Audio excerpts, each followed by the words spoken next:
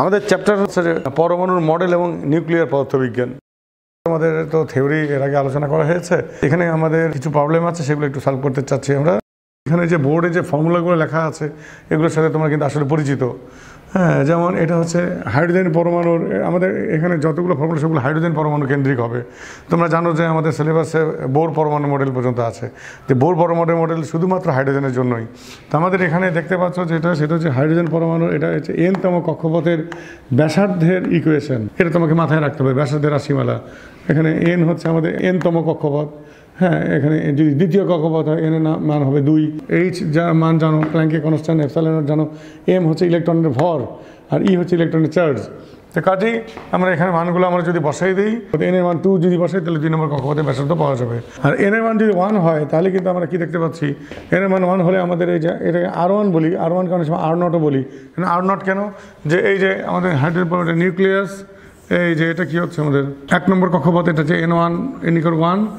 এটা কত হচ্ছে আমাদের N=2, তারপরে N=3, এরকম চলতে থাকবে। হলো N=1 কক্ষপথ আমরা বলবো সর্বনিম্ন কক্ষপথ, এর চেয়ে কম ব্যাসার্ধের কক্ষপথ আর হয় না।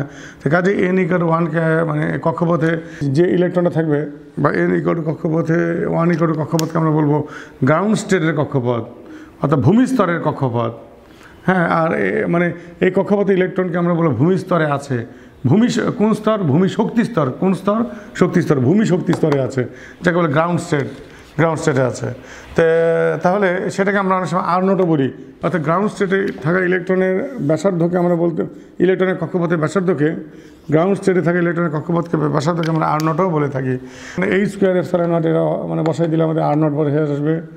আচ্ছা, আর যদি একবারে R0 যদি তোমাদের দেওয়া থাকে, তোমাদের প্রবলেমে এটা একটু তোমাকে একটু ভালো করে খোলাসা করে বলছি, যদি তোমাদের প্রবলেমে যে ভূমিস্তরে থাকা ইলেকট্রনের ভূমিস্তরের কক্ষপথে ব্যাসার্ধ যদি দেওয়া থাকে, তাহলে তুমি এই যে এটা দিয়ে করতে পারবা। কেন? যে এই যে দেখো এইটুকু অংশ, H²N² বাদ দিয়ে যেটুকু, ওটাই আসলে কি R0। তো কাজে আমাদের N²R0। হ্যাঁ, R0 খুব সহজেই হয়ে যাবে এখন।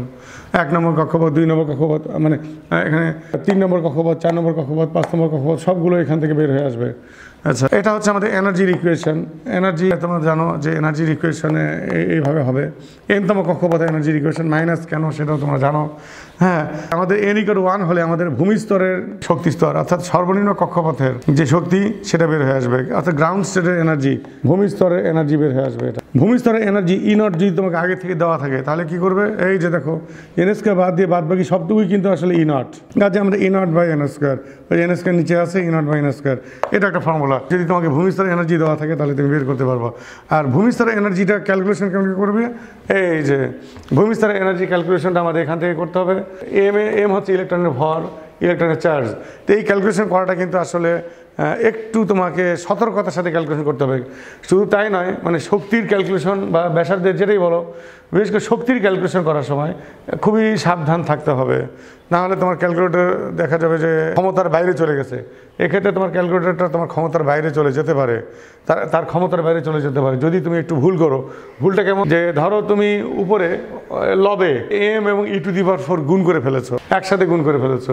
তাহলে দেখো এখানে যদি আমাদের M এর মান, ইলেকট্রনের ভর 9.1 × 10⁻³ ইন্টু 1.6 ইন্টু e⁴, তো 1.6 × 10⁻19, 10⁻19 পাওয়ার 4। যদি তুমি এটা গুণ করো তাহলে ক্যালকুলেটর তোমার আসবে কত? 0। ক্যালকুলেটর তোমার রেজাল্ট শো করবে কত? 0। কিন্তু আসলে তো 0 নয়, 14.56।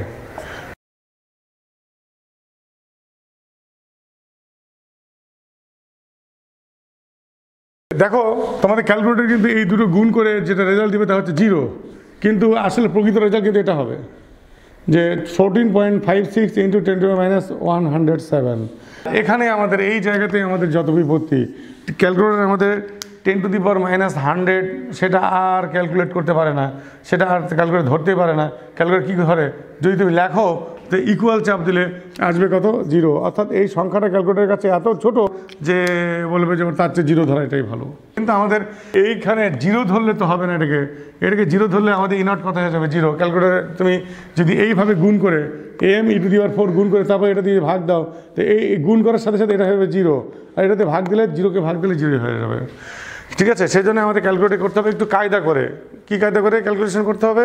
যে প্রথমে তুমি ধরো ইলেকট্রনের ভর নিলা, ইলেকট্রনের ভর e⁴ দিয়ে গুণ করে বিরত থেকে তুমি কি করবা, যে এইটুকু তুমি আগে ভাগ দিবা। ঠিক আছে, তাহলে এইটুকু তুমি যদি ভাগ দিয়ে ফেলো তাহলে একটা রেজাল্ট আসবে, তারপরে সেটার সাথে e⁴ গুণ দিবে, তাহলে আমাদের মানটা চলে আসবে। কারণ যখন আমাদের এমকে নিচের এই যে প্ল্যাঙ্কের কনস্ট্যান্ট এবং ভেদনযোগ্যতা স্কোয়ার দিয়ে প্ল্যাঙ্কের কনস্ট্যান্ট স্কোয়ার দিয়ে যখন ভাগ দিয়ে ফেলবে তখন ভাগফলটা অনেক বড় হবে, তার সাথে e⁴ গুণ দিলে আমাদের তখন রেজাল্টটা তখন কী আসবে, ক্যালকুলেটারে প্রকাশ করার মতো একটা রেজাল্ট বের হবে।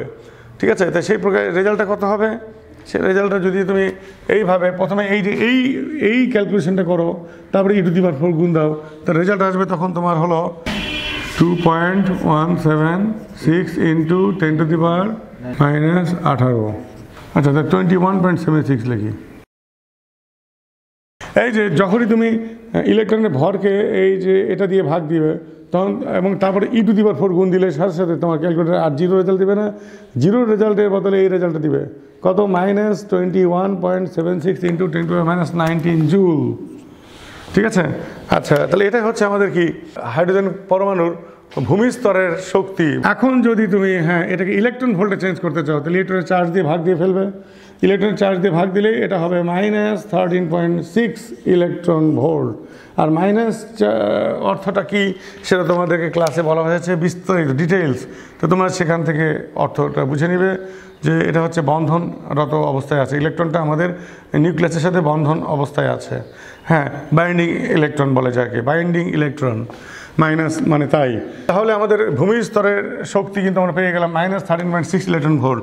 তো কাজে আমাদের n-তম কক্ষপথে এনার্জি হবে -13.6/n²। এটা আমাদের এখন 1 নম্বর 3 নম্বর 4 নম্বর 5 নম্বর সবগুলো এনার্জি আমরা এখানে বের করতে পারবো। আর একটা তোমাদের আছে, সেটা হচ্ছে কি যে ধরো এরকম যে ইলেকট্রন 2 নম্বর কক্ষপথ থেকে 1 নম্বর কক্ষপথে চলে এলো, ইলেকট্রন 2 নম্বর কক্ষপথ থেকে 1 নম্বর কক্ষপথ, এটা উচ্চ কক্ষপথ, এটা নিম্ন কক্ষপথ। ইলেকট্রন 2 নম্বর কক্ষপথ থেকে 1 নম্বর কক্ষপথে চলে এলো, অথবা 1 নম্বর থেকে 2 নম্বরে গেল, তাহলে কি পরিমাণ শক্তি, মানে কত কম্পাঙ্কের ফোটন বের হবে, কত কম্পাঙ্কের ফোটন বের হবে। তাহলে আমাদের কী হবে, আমরা জানি যে এই 2 কক্ষপথের মধ্যে শক্তি নিত্যতা সূত্র অনুযায়ী এই 2 কক্ষপথের মধ্যে যে শক্তির যে পার্থক্য, এই পার্থক্যের সময় কিন্তু সাবধানে লাগতে হবে, যেটা হচ্ছে উচ্চতর কক্ষপথ, এটা আগে থাকবে, এটা পরে থাকবে, কারণ এর এনার্জি বেশি, এর এনার্জি কম। তো কাজেই আমরা এই দুটোর মধ্যে এনার্জির যে পার্থক্য আছে সেই পার্থক্যটা ইকুয়াল টু কার সমান হবে, আচ্ছা EF - EI লিখি অনেক সময়, এই কক্ষপথে এনার্জিকে অনেক সময় লেখা হয় EF, বা অনেকে এখানে লেখে EU, ইউ মানে আপার, লেখা EI, আবার অনেকে এটাকে লেখে EL। ঠিক আছে, তাহলে আমরা কি লিখবো, EF - EI equal to H nu, আর এই নিউ মানে কি C/λ, HC/λ, অথবা EU - EL, একই কথা H নিউ HC/λ। এই হচ্ছে আমাদের হাইড্রোজেন পরমাণুর নিয়ে আমাদের সম্ভাব্য যে প্রবলেমগুলো হবে সেগুলো আমরা অ্যাটাক করব। তার একটা কলা কৌশল তোমাকে বলে দিলাম। এখন আমরা দেখি যে কিছু প্রবলেম, স্যাম্পল প্রবলেমগুলো আমার একটা শিটে এখানে প্রায় 5টার মতো প্রবলেম আছে, 5টা প্রবলেম আমরা দ্রুত এগুলো আলাপ করে নিই। যেমন তোমাকে বলেছে যে হাইড্রোজেন পরমাণুর প্রথম বোর কক্ষের ব্যাসার্ধ বের করো। আচ্ছা, প্রথম বোর কক্ষের ব্যাসার্ধ, এই যে তাহলে আমাদের এই ফর্মুলা n-এর মান 1 ধরে তুমি h² এটাও তুমি সবচেয়ে ভালো হয় যে এর মধ্যে করো, h² ধরে তবে নিচে এটা দিয়ে ভাগ দাও, ভাগ দিলে কি ভাগ দেওয়ার পর ε0 দিয়ে গুণ দাও, তাহলে আমাদের মানে নিরাপদ থাকবে, তাহলে আমাদের ক্যালকুলেশন নিরাপদ থাকবে। এখানে যদি একবারে করা যায় তারপর নিরাপদ থাকবে ক্যালকুলেশন, একবারে করলেও অসুবিধা নাই, এখানে 10⁻100 পার হয় না। তারপরও আমার মনে হয় যে h² নিচে এটা দিয়ে ভাগ দেওয়াটাই সবচেয়ে বুদ্ধিমানের কাজ। তো n-এর মান 1 ধরে করতে হবে। যদি বলে 2 নম্বর কক্ষপথে ব্যাসার্ধ তাহলে n-এর মান 2, 3 নম্বর কক্ষপথে ব্যাসার্ধ n-এর মান 3 ধরে তোমাকে Rn বের করবা। Rn প্রথমে মিটারে বের হবে, এগুলো যেহেতু সবগুলো SI একক ইউজ করছো, Rn মিটারে বের হবে, সেখান থেকে তুমি অ্যাংস্ট্রম বের করতে পারো। 2 নম্বর যেটা, সেটা হচ্ছে কি যে প্রবলেম নম্বর 2, হাইড্রোজেন পরমাণুর দ্বিতীয় বোর কক্ষের ব্যাসার্ধ, n-এর মান 2 ধরবে, আর ওই কক্ষে ইলেকট্রন শক্তি হিসাব করো। তার মানে এখানে আমাদের কি n-এর মান 2 ধরে, এখানে কিন্তু অবশ্যই জিগ জ্যাগ ক্যালকুলেশন, অর্থাৎ প্রথমে m-কে দিয়ে প্রথমে m ধরে এই ক্যালকুলেশনটুকু করে তারপরে e⁴ দিয়ে গুণ দিতে হবে। প্রবলেম নম্বর 3, হাইড্রোজেন পরমাণুর 100তম বোর কক্ষের ব্যাসার্ধ বের করো। n-এর মান 100 এখানে, আর প্রথম বোর কক্ষের ব্যাসার্ধ দেওয়া আছে, খুব সহজ। প্রথম যেহেতু বোর কক্ষের ব্যাসার্ধ R0 দেওয়া আছে, তাহলে n-এর মান 100 এর উপর স্কোয়ার করে এখানে ক্যালকুলেশন, সেখান থেকে Rn বের হবে, এটা হবে, এটাতে আমরা অ্যাংস্ট্রমে এটা বের করব। যেমন প্রথম বোর কক্ষের ব্যাসার্ধ আমাদের আর নট কত 0.53 অ্যাংস্ট্রম, তাহলে এন এর মান শুধু 100 বসে স্কোয়ার করে দিলেই আর এন আমাদের অ্যাংস্ট্রমে বের হয়ে আসবে। প্রবলেম নাম্বার 4, হাইড্রোজেন পরমাণুর বোর কক্ষের কোয়ান্টাম সংখ্যা বের করো যার ব্যাসার্ধ 13.25 মাইক্রোমিটার। এই অবস্থায় একটি হাইড্রোজেন পরমাণুর শক্তি কত? শক্তি হচ্ছে প্রথম বোর কক্ষের ব্যাসার্ধ, হ্যাঁ আমাদের প্রথম বোর কক্ষের ব্যাসার্ধ দেওয়া আছে, তার মানে আমাদের হলো আর নট দেওয়া আছে, আর হলো প্রথম বোর কক্ষের এবং ভূমি অবস্থার শক্তি এই যে ইনট দেওয়া আছে -13.6 ইলেকট্রন ভোল্ট দেওয়া আছে। তাহলে তো আমাদের জন্য খুব ইজি ব্যাপার হয়ে গেল। আমরা যেটা করব সেটা হচ্ছে কি যে 13.25 মাইক্রোমিটার, তার মানে এই ইকুয়েশনটা ইউজ করবো। ইকুয়েশনটা হচ্ছে Rn equal to ns squared R naught. R naught হচ্ছে 0.53 অ্যাংস্ট্রম, Rn হচ্ছে 13.25 মাইক্রোমিটার। এটাকে মিটার বানাতে হবে, এটা আর নটকেও আমাদের মিটার বানাবো, এটাও মিটার, অথবা এটাও অ্যাংস্ট্রম। আর এন এবং আর নট দুটো একই এককে আনতে হবে আমাদের। এটা মাইক্রোমিটারে আছে, এটা অ্যাংস্ট্রমে আছে, এটা আমাদের দুটো একই এককে আনতে হবে। তাহলে আমাদের এনএস স্কোয়ার একটা পাওয়া যাবে। তারপর এখান থেকে আমরা রুট করে এন পাবো, মানে ডান পাশে আমাদের রুট করলে এন পাবো। কোনো ভগ্নাংশ যদি আসে, ধরো এন আমাদের যদি ভগ্নাংশ আসে ধরো 10.1, তাহলে আমাদের 10টাই নিতে হবে। এবং মনে রাখতে হবে যে এখানে ভগ্নাংশ আসা উচিত না, যদি আসে তাহলে বুঝতে হবে যে এখানে আমাদের আসন্ন মান নেওয়ার কারণে এসেছে। হ্যাঁ, তো যার জন্য আমাদের মানে কোয়ান্টাম নাম্বারেরই কাছাকাছি নাম্বার কোনো আসবে, তো যেটা কাছাকাছি সেটা আমাদের ইউজ করতে হবে। এখানে যেটা বলেছে যা হচ্ছে যে ভূমি অবস্থার শক্তি, মানে ওই অবস্থায় এর এনার্জিটা বের করতে হবে। এই অবস্থায় হাইড্রোজেন পরমাণুর শক্তি কত, তার মানে ওখান থেকে যে এনটা পাবো আমাদের, এখান থেকে যে আর এন এর মান আর নটের মান বসে দিয়ে যে এনটা পাবো, সেই এনের মানটা ঠিক এক্স্যাক্টলি এই জায়গায় বসিয়ে দেবো। কেন ভূমি অবস্থার শক্তি কত হচ্ছে ই নট কত -13.6 ইলেকট্রন ভোল্ট, কাজে এখানে এনের মান বসিয়ে দিলে আমাদের ইএন সেই এনার্জিটা পাওয়া যাবে। প্রবলেম নাম্বার 5, একটি হাইড্রোজেন পরমাণু উত্তেজিত অবস্থা থেকে ভূমি অবস্থায় আসলে যে ফোটন নিঃসরণ করবে তার কম্পাঙ্ক কত হবে? উত্তেজিত এবং ভূমি অবস্থার শক্তি হচ্ছে যথাক্রমে -3.4 ইলেকট্রন ভোল্ট আর -13.6 ইলেকট্রন ভোল্ট। তাহলে এখানে দেখো আবার বলছি যে উত্তেজিত এবং ভূমি অবস্থার শক্তি, তার মানে উত্তেজিত অবস্থায় তাহলে কোথায় যাবে? আপার এনার্জি লেভেলে। তার মানে ইএফ বা ইইউ হচ্ছে আমাদের -3.4 ইলেকট্রন ভোল্ট, অর্থাৎ যেটা বড় সেটা আমাদের হবে ইএফ বা ইইউ, আর যেটা ছোট এখানে কিন্তু মনে রাখতে হবে কোথা থেকে কোথায় গেল সেটা বড় কথা না। আমাদের ফোটন এই এনার্জিটা কখনো নেগেটিভ হবে না, তো কাজেই আমাদের যেটা করতে হবে তা হচ্ছে যে বড় বাম পাশের দিকে সবসময় বড় থেকে ছোট বিয়োগ করতে হবে, এবং বড় থেকে ছোট বিয়োগ মানেই হচ্ছে উচ্চ শক্তি স্তরের শক্তি বিয়োগ নিম্ন শক্তি স্তরের শক্তি। তো কাজেই এখানে একটু সাবধানে থাকতে হবে যে বড় থেকে ছোট কোনটা। তো এখানে বড় আমাদের -3.4 আর ছোট হচ্ছে -13.6 ভূমি অবস্থায়, তাহলে -3.4 -13.6 অর্থাৎ -3.4 -13.6। হ্যাঁ, এটা হচ্ছে ইলেকট্রন ভোল্টে বের হবে। এই ইলেকট্রন ভোল্টকে আমাদের কিন্তু জুলে পরিণত করতে হবে। জুলে পরিণত না করলে আমাদের নিউ বের হবে না, কারণ আমাদের জুলে এককে আছে। কাজে এখান থেকে এটাকে আবার কি করতে হবে আমাদের? ইলেকট্রনের চার্জ মানে অর্থাৎ মানে 1.6 × 10⁻19 দিয়ে গুণ দিয়ে এটা হবে জুল হওয়ার পরে এর মান বসিয়ে দিলে নিউ বের হবে। কম্পাঙ্ক চেয়েছে, যদি তরঙ্গ দৈর্ঘ্য চাই তাহলে ল্যামডা বের করতে হবে। হ্যাঁ, আমাদের c/λ আমাদের আলোর বেগ বসিয়ে দিয়ে ল্যামডা এখানে বের হয়ে যাবে। তা এই হচ্ছে আমাদের 5 নম্বর পর্যন্ত আমাদের প্রবলেম। মানে প্রবলেম নম্বর 6 থেকে আমাদের কিন্তু হলো আসলে তেজস্ক্রিয়তা অর্থাৎ নিউক্লিয়ার ফিজিক্সের প্রবলেম শুরু হয়েছে। যেমন নিউক্লিয়ার ফিজিক্স আমাদের হাতে গোনা কিন্তু এই কয়টা ফর্মুলা। হ্যাঁ, আর আমি তোমাদেরকে সাধারণত ফর্মুলা আগে বলি না, কিন্তু এখানে বলছি এই জন্য যে এখানে জাস্ট ফর্মুলায় মানগুলো বসিয়ে দিলে কিন্তু প্রবলেমগুলো সলভ হয়ে যায়। এই জন্য ফর্মুলাগুলো আগে তোমাদের সামনে বোর্ডে তুলে ধরেছি।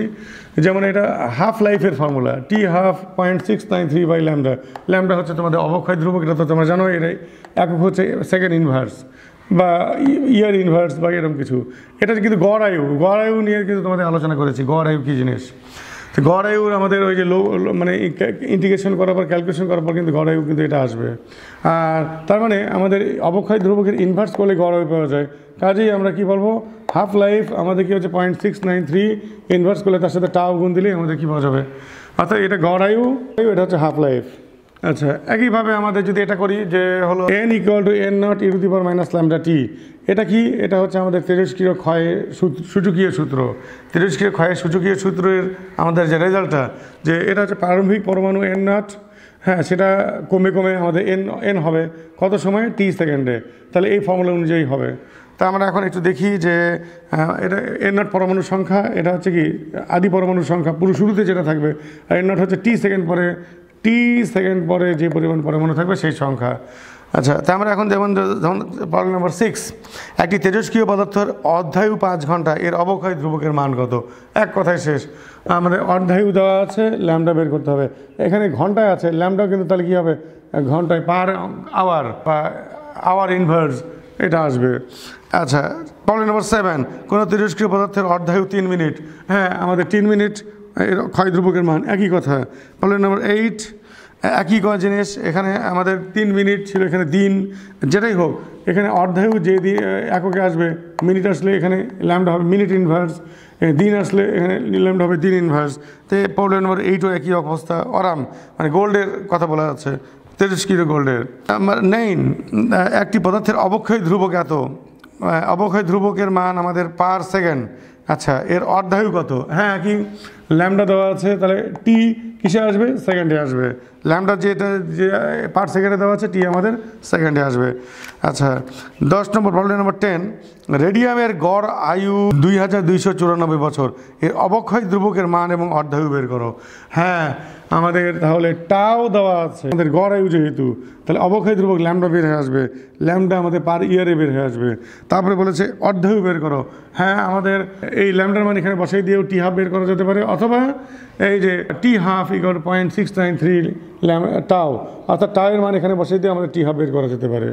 অর্থাৎ এই ইকুয়েশন থেকে আগে আমাদের ল্যামডা বের করতে হবে, ল্যামডা মান এখানে বসাই দিয়ে টি হাফ বের হবে, অথবা দুটো ইন্ডিপেন্ডেন্টলি। তবে এটা করাই ভালো, যে টাও আমাদের যেহেতু দেওয়া আছে, এটা ভুল হলে এটা ভুল হয়ে যাবে, এটা বের করতে ভুল হয়ে যাবে। তার চেয়ে আমরা কী করবো, টাও ব্যবহার করে ল্যামডা বের করবো, আবার এখানে টাও ব্যবহার করে টি হাফ বের করবো। প্রবলেম নাম্বার 11, হ্যাঁ এখানে কিন্তু ইউরেনিয়ামের অর্ধায়ু দেওয়া আছে। ইউরেনিয়ামের অর্ধায়ু 45 × 10⁸ বছর, তার মানে 450 কোটি বছর। Can you imagine? তার মানে আমাদের পৃথিবীতে বর্তমানে পৃথিবীতে যত ইউরেনিয়াম আছে সবগুলো যদি স্বাভাবিকভাবে যদি ভেঙে যেতে থাকে, তাহলে 450 কোটি বছরে জাস্ট অর্ধেক হয়ে যাবে।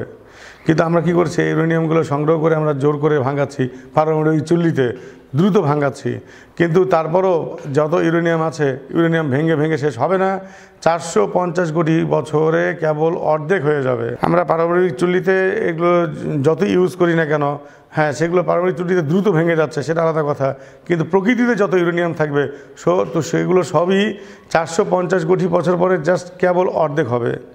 তো কাজে ইউরেনিয়ামে আমাদের পৃথিবী থেকে মানে শেষ হয়ে যাবে না। আচ্ছা, তো যাই হোক, ইউরেনিয়ামের অর্ধায়ু দেওয়া আছে, এর গড় আয়ু নির্ণয় করো। হ্যাঁ, আমাদের অর্ধায়ু এই যে টি হাফ, এটা বছরে, গড় আয়ু তাও আমাদের বছরে, এই ফর্মুলা থেকে দ্রুত বের করা যেতে পারে। ইচ্ছা করলে তুমি যেটা করবে তা হচ্ছে যে, যেহেতু অর্ধায়ু দেওয়া আছে, তাহলে অর্ধায়ু থেকে তুমি ল্যামডা বের করতে চেয়েও না, ল্যামডা বের করে আবার ল্যামডা মানে এখানে বসাই দিও না, তুমি আগে এই দুটোই ফর্মুলা লিখবে। তুমি এই দুটো ফর্মুলা এই দুটো লিখে এই দুটোকে জোড়া দিয়ে এটা তৈরি করো পরীক্ষার খাতায়, তারপরে তুমি টি হাফ বসাই দিয়ে তাও বের করবো, এটাই সবচেয়ে সুবিধা হয়। দুটো আলাদা আলাদাভাবে লিখে তারপরে বুঝে শুনে কাজ করাটা সবচেয়ে বুদ্ধিমানের কাজ। আর যদি এটা সরাসরি মনে থাকে সেটা কথাই নাই, সেটা অন্য কথা। প্রবলেম নাম্বার 12, কোনো তেজস্ক্রিয় পদার্থের অর্ধায়ু 15 ঘন্টা, ওই বস্তুর প্রারম্ভিক ভর 4 গ্রাম হলে 60 আওয়ার্স পরে কতটুকু অবশিষ্ট থাকবে। হ্যাঁ, এটা যেটা করতে হবে তা হচ্ছে এখানে একটু তুমি মাথা দিতে হবে যে অর্ধায়ু 15 ঘন্টা, সবার আগে আমাদের ল্যামডা বের করা উচিত। তাহলে টি হাফ দেওয়া আছে, ল্যামডা এখান থেকে বের হবে, ল্যামডা বের হবে পার আওয়ার বা আওয়ার ইনভার্স। আচ্ছা, এরপর কী করতে হবে, ওই বস্তুর প্রারম্ভিক ভর 4 গ্রাম হলে 60 ঘন্টা পর কতটুকু অবশিষ্ট থাকবে। এইখানে কিন্তু আমাদের সময়ের সাথে এটা কমে যাচ্ছে, তার মানে আমাদের এই ফর্মুলার পাওয়া যাচ্ছে, কিন্তু এই ফর্মুলায় আমাদের পরমাণুর সংখ্যা দেওয়া আছে বা নিউক্লিয়াসের সংখ্যা দেওয়া আছে, কিন্তু এখানে ভর দেওয়া আছে। এই ফর্মুলা থেকে খুব সহজে এটা লিখতে পারবো, m = m0 e⁻ λT। পরমাণু ভর এর সংখ্যার সমানুপাতিক, কারণ পরমাণু কোয়ান্টাইজড, তাহলে পরমাণুর ভর এবং সবগুলো পরমাণুর ভর একই রকম।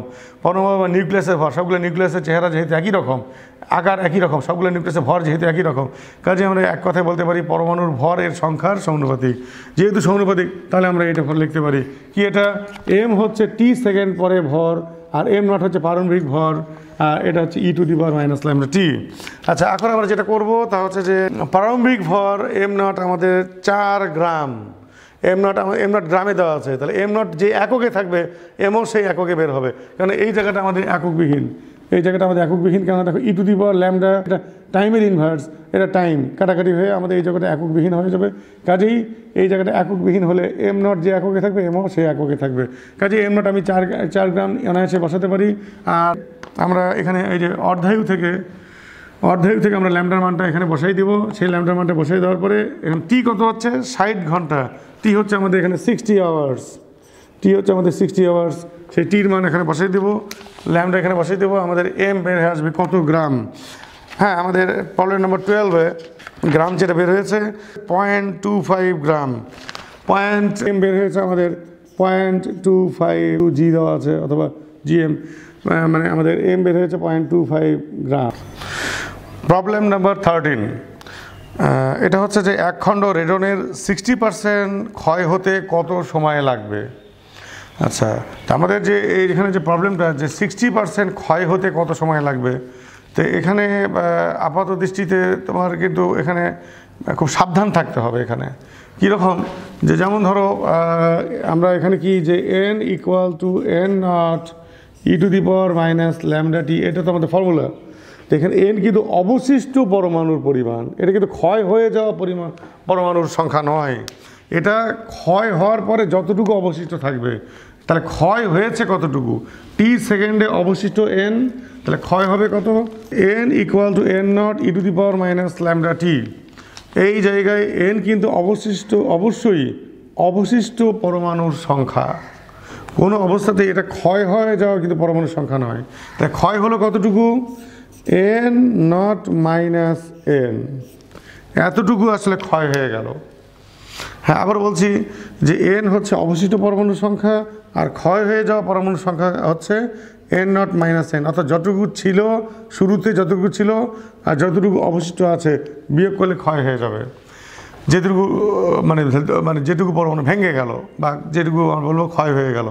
তো এখানে যেটা বলেছে যে এক খণ্ড রেডনের 60% ক্ষয় হতে, এখানে কিন্তু তোমাকে ক্ষয় হয়ে গেছে 60%, তাহলে এখানে কিন্তু 60% কিন্তু এখানে সরাসরি ইউজ করা যাচ্ছে না। তাহলে এখানে কি হবে, যে তাহলে আমরা দেখতে হবে অবশিষ্ট আছে কত, তাহলে 60% যদি ক্ষয় হয়ে যায় তাহলে অবশিষ্ট থাকবে হচ্ছে 100 - 60%, 40%। হ্যাঁ, 40% অবশিষ্ট থাকবে। 40% যদি অবশিষ্ট থাকে তাহলে আমাদের ইকুয়েশন কেমন হবে, n/n0 = e to the power minus lambda T.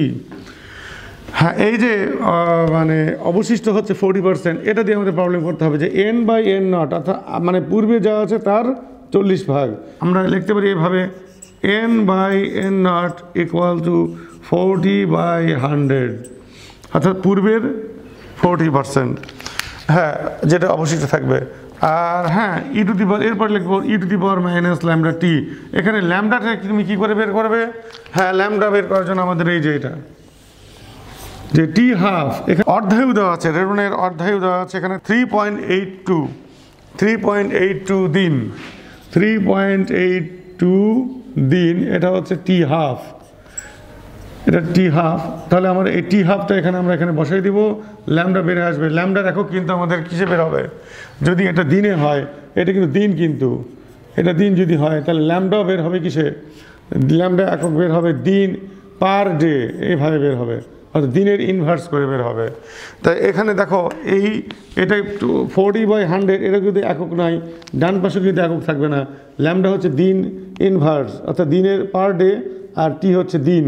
হ্যাঁ, এখানে টি হচ্ছে আমাদের দিন, তাহলে এই জায়গাটা আমাদের এককবিহীন হবে। তো আমাদের কিন্তু যেটা দরকার তা হচ্ছে টি বের করতে হবে, টি বের করতে হবে যে কতটুকু সময় লাগবে, টি বের করতে হবে। নিশ্চিতভাবে আমরা বলবো এখানে টি, এখানে দিনে বের হবে, টি যেটা বের হবে এটা হবে দিন। আমরা এখানে যেটা পাবো তা হচ্ছে যে টি = আমরা যেটা পেয়েছি 5.05 দিন, 5.05 দিন। হ্যাঁ, অর্থাৎ আমরা এটাকে এভাবে লিখতে পারি 5.05 হ্যাঁ দিন, অর্থাৎ প্রায় 5 দিন লাগবে একটা রেডনের হলো 60% ক্ষয় হয়ে যেতে। হ্যাঁ, যেহেতু অর্ধায়ু আমাদের 3.82, এটার সাথে সঙ্গতিপূর্ণ। যদিও তোমাকে বলতো 50% ক্ষয় হতে কত সময় লাগবে, একবারে কিন্তু আমাদের 3.82 দিন লিখতে পারতাম। 60% যেহেতু বলেছে, তাহলে আমাদের কী হবে, অবশ্যই বেশি লাগবে 5.05, কেননা অবশিষ্ট থাকবে 40%। প্রবলেম নম্বর 14, কোনো পদার্থের অর্ধায়ু 5 বছর, ওই পদার্থের কোনো বস্তুখণ্ডের 15 বছর পর কত অংশ অবশিষ্ট থাকবে, কত অংশ ক্ষয় পাবে। আচ্ছা, তাহলে কোনো পদার্থের অর্ধায়ু 5 বছর, তাহলে আবার সেই অর্ধায়ু ব্যবহার করে আমরা ল্যামডা নিব। ল্যামডা ব্যবহার করার পরে 15 বছর পরে, তাহলে আমাদের হলো অর্ধায়ু 5 বছর, ল্যামডা বছরে বের হবে। তাহলে আমাদের ল্যামডার মান এখানে বসাই দেবো, এখানে টির মান কত হবে, আমাদের এখানে 15 বছর হবে। তাহলে কত অংশ অবশিষ্ট থাকবে। হ্যাঁ, আমাদের এই যে এখান থেকে যে n/n0, এটা হচ্ছে অবশিষ্ট থাকা অংশ। আমাদের ল্যামডার মান এখানে ল্যামডা t½ থেকে ল্যামডা বের করবো, সেই ল্যামডা এখানে বসাই দেবো, টির মান বসাই দেবো, এটা আমাদের n/n0 হবে অবশিষ্ট অংশ। অর্থাৎ n0 হচ্ছে আগেকার যে পরমাণুর সংখ্যা, আর n হচ্ছে বর্তমান পরমাণুর সংখ্যা। তো এটাকে ভাগ দিলে এত অংশ, এটা হবে অ্যান্সার, প্রথম অংশের অ্যান্সার, যে এত অংশ আমরা লিখে দিব, এত অংশ অবশিষ্ট থাকবে। আমরা n/n0 যেটা হয়েছে 0.125 অংশ, তো এটাকে আমরা কি করলে পার্সেন্টেজ করলে 12.5%, এত অংশ অবশিষ্ট থাকবে। এটা হচ্ছে আমাদের অ্যান্সার, প্রথম অংশের অ্যান্সার। আর কত অংশটুকু ক্ষয় পাবে, হ্যাঁ বুঝতেই পারছো যে 100 থেকে বিয়োগ দিলে সেটা পাওয়া যাবে 100 বিয়োগ 12.5, হ্যাঁ পার্সেন্ট, কত হচ্ছে 5%। তাহলে এতটুকু ক্ষয় পাবে, এতটুকু অবশিষ্ট থাকবে। প্রবলেম নম্বর যেটা 15, সেটা হচ্ছে কি যে প্রারম্ভিক অবস্থায় কোনো বস্তুখণ্ডে যদি 10⁷ সংখ্যক রেডন পরমাণু থাকে, তাহলে একদিনে কত পরমাণু ভেঙে যাবে। রেডনের অর্ধায়ু 4 দিন। আচ্ছা, আবার সেই একই ধরনের প্রবলেম, প্রারম্ভিক অবস্থায়, তার মানে n0 হচ্ছে আমাদের 10⁷, টি আমাদের 1 দিন, আর রেডনের অর্ধায়ু, আবার সেই অর্ধায়ু ব্যবহার করে আমরা ল্যামডার মান দিন যে একই পাবো, দিন, t½ যদি দিন হয়, ল্যামডাও দিন হবে, তা ল্যামডা পার ডে, হ্যাঁ দিন ইনভার্স অর্থাৎ ডে ইনভার্স, আর টি আমাদের কত, 1 দিন, টির মান 1 বসাতে হবে। তাহলে n0 কত, 10⁷, তাহলে n আমাদের বের হয়ে যাবে একদিনে কত পরমাণু অবশিষ্ট থাকবে। এটা কিন্তু সাবধান, যদি বলতো যে অবশিষ্ট থাকবে, তাহলে আমাদের n এর মান আমরা সরাসরি লিখে দিতে পারতাম। তাহলে অবশিষ্ট থাকবে আমাদের n এর মান এখানে বের হবে যে 8.41 ইন্টু 10⁶। ঠিক আছে, তাহলে এখানে মনে রাখতে হবে যে n0 ছিল কত, n0 ছিল হচ্ছে আমাদের 10⁷, এতটি, মানে প্রারম্ভিক অবস্থায় এই পরিমাণ পরমাণু ছিল, আর টি সেকেন্ড পরে, 1 দিন পরে এই পরিমাণ পরমাণু অবশিষ্ট থাকবে। তাহলে ভেঙে যাবে কতটুকু, ভেঙে যাবে হবে n0 minus n, 10⁷ minus 8.41 into 10⁶, এত টি ভেঙে যাবে একদিনের মধ্যে। আমরা যেটা করবো তা হচ্ছে 1.59 ইন্টু 10⁶, এত টি রেডন পরমাণু ভেঙে যাবে একদিনের মধ্যে। প্রবলেম নম্বর 16, রেডনের অর্ধায়ু 3.82 দিন, রেডনের তেজস্ক্রিয় ধ্রুবকের মান কত। আচ্ছা, রেডনের অর্ধায়ু দেওয়া আছে, আমাদের তেজস্ক্রিয় ধ্রুবক ল্যামডা বের করতে হবে, ইনভার্স করে বের হয়ে আসবে। কতদিন পর রেডনের প্রারম্ভিক মানে 1/1 অংশ অপরিবর্তিত থাকবে। হ্যাঁ, এটা আমাদের আবার একই কাজ করতে হবে। এখানে আমাদের এই ফর্মুলা থেকে n/n0 হচ্ছে e⁻⁻λt, তাহলে n/n0 দেওয়া আছে আমাদের 1/20। হ্যাঁ, খুব সহজে এটা হয়ে যাবে e⁻⁻λt, ল্যামডা বসাই দিলে এখান থেকে টি বের হয়ে আসবে। কতদিন পর, হ্যাঁ সেই টাইমটা এখানে উল্লেখ আসবে, এটা ডে, এখানে ডে বের হবে, যেহেতু আমাদের টিটা আমাদের দিনে আছে, টাইমটা আমাদের দিনে বের হয়ে আসবে। প্রবলেম নম্বর 17, এটা কিন্তু একটু ব্যতিক্রমী প্রবলেম। তা হচ্ছে যে তোমাকে বলেছে যে ইউরেনিয়াম 238 এর অর্ধায়ু বের করো, অর্থাৎ ইউরেনিয়ামের অর্ধায়ু t½ বের করতে হবে। আচ্ছা, t½ বের করতে কিন্তু আমাদের প্রয়োজন কি, ল্যামডা প্রয়োজন। যাই হোক, আগে ল্যামডা, তার মানে ল্যামডা বের করতে হবে। কি বলেছে যে ইউরেনিয়ামের প্রতি গ্রাম প্রতি সেকেন্ডে 1.24 ইন্টু 10⁴ আলফা কণা নিঃসরণ করে। আচ্ছা, আমরা জানি যে পরমাণু থেকে আলফা কণা কখন বের হবে, যখন পরমাণুটা ভেঙে যাবে। তার মানে প্রতি সেকেন্ডে ইউরেনিয়ামের 1 গ্রাম থেকে 1.24 ইন্টু 10⁴ আলফা কণা বের হয়ে যাচ্ছে। আবার বলছি, প্রতি সেকেন্ডে ইউরেনিয়ামের 1 গ্রাম যদি ইউরেনিয়াম থাকে, তার মানে এখন আছে 1 গ্রাম ইউরেনিয়াম, এখন আছে 1 গ্রাম ইউরেনিয়াম, ঠিক আছে। কিন্তু 1 সেকেন্ড পরে কতটুকু কমে যাবে? এই 1 গ্রাম ইউরেনিয়াম থেকে কতটুকু কমে যাবে? 1.24 × 10⁴ এতগুলো কমে যাবে। কেমন করে বুঝলাম? 1 গ্রামে যতগুলো ইউরেনিয়াম পরমাণু ছিল, প্রারম্ভিক পরমাণু হচ্ছে 1 গ্রামে যতগুলো আছে, তো 1 গ্রামে কতগুলো আছে এটা কিন্তু আমরা খুব সহজে বের করতে পারবো। আমরা জানি যে অ্যাভোগাড্রোর সংখ্যা দেওয়া আছে। অ্যাভোগাড্রোর সংখ্যা হচ্ছে 6.025 × 10⁻23। আমাদের এখানে তথ্যের যেটা দেওয়া আছে সেটা আমরা লিখি অ্যাভোগাড্রোর সংখ্যা হচ্ছে এত। তার মানে অ্যাভোগাড্রোর সংখ্যা 1 মোলে এই পরিমাণ পরমাণু থাকে। তাহলে ইউরেনিয়াম 1 মোল মানে হচ্ছে 238 গ্রাম ইউরেনিয়াম। 238 গ্রাম ইউরেনিয়ামে আমাদের এতগুলো পরমাণু থাকবে। তাহলে 1 গ্রাম ইউরেনিয়ামে কতগুলো পরমাণু থাকবে? 6.025 × 10⁻23/238। অর্থাৎ ইউরেনিয়ামের 1 গ্রাম ইউরেনিয়ামে এই পরিমাণ পরমাণু থাকবে। আর 1 সেকেন্ড পরে এখান থেকে 1 সেকেন্ড পরে এটা যত বড় একটা সংখ্যা, এখান থেকে কতটুকু কমে যাবে? 1.24 × 10⁻⁴। তার মানে 12,400টা ইউরেনিয়াম পরমাণু 1 সেকেন্ডে ভাঙে। 12,400টা ইউরেনিয়াম পরমাণু, কিন্তু আমাদের আছে কি প্রচুর পরিমাণ, সেখান থেকে এটা খুব সামান্যই, যৎসামান্য। তো যাই হোক, আমাদের বিপুল পরিমাণ ইউরেনিয়াম পরমাণু, প্রারম্ভিক অবস্থায় বিপুল পরিমাণ ইউরেনিয়াম 10⁻23, সেখান থেকে 12,400 কমা মানে কি আসলে নামা কমারই সমান, খুব সামান্য পরিমাণ কমবে, যদিও সংখ্যা অনেক বেশি, 12,400। আচ্ছা, 12,400 কেমন করে বুঝলাম? এতগুলো আলফা কণা বের হচ্ছে, তাহলে প্রতিটা ইউরেনিয়াম পরমাণু ভেঙে একটা করে আলফা কণা বের হচ্ছে। তার মানে 1.2, এটা ঠিক আছে, 1 সেকেন্ডে এতগুলো ইউরেনিয়াম পরমাণু ভাঙে। এটা আমাদের তাহলে কি করতে পারি যে এটাকে যদি আমরা প্রারম্ভিক পরমাণু ধরি n0, তাহলে n কত হবে? তাহলে নিঃসন্দেহে n হবে আমাদের 6.025 × 10⁻23/238 মাইনাস 1.24 × 10⁻⁴। এতগুলো ইউরেনিয়াম পরমাণু 1 সেকেন্ড পরে এতগুলো হবে। 1 সেকেন্ড মানে অর্থাৎ প্রারম্ভিক অবস্থায় ছিল এতটুকু, 1 সেকেন্ড পরে এতটুকু হবে। তার মানে n হচ্ছে 8। তাহলে t কত হচ্ছে আমাদের? তাহলে t হচ্ছে আমাদের 1 সেকেন্ড। টি হচ্ছে আমাদের 1 সেকেন্ড। তাই আমাদের কিন্তু খুব সহজে মনে হচ্ছে যেন এই ফর্মুলাটা আমরা অ্যাপ্লাই করতে পারবো। কত? যে n, হ্যাঁ n আমাদের জানা আছে, n0 জানা আছে, টি জানা আছে, তাহলে ল্যামডা বের হবে। আর ল্যামডা বের হলে আমাদের আইডিয়া কি, যে ল্যামডা এখানে বসিয়ে দিলে t½ বের হয়ে যাবে। এই হচ্ছে আমাদের প্ল্যান। তো দেখি আমরা প্ল্যান অনুযায়ী কাজ করি, যে n = n0 e⁻⁻λt।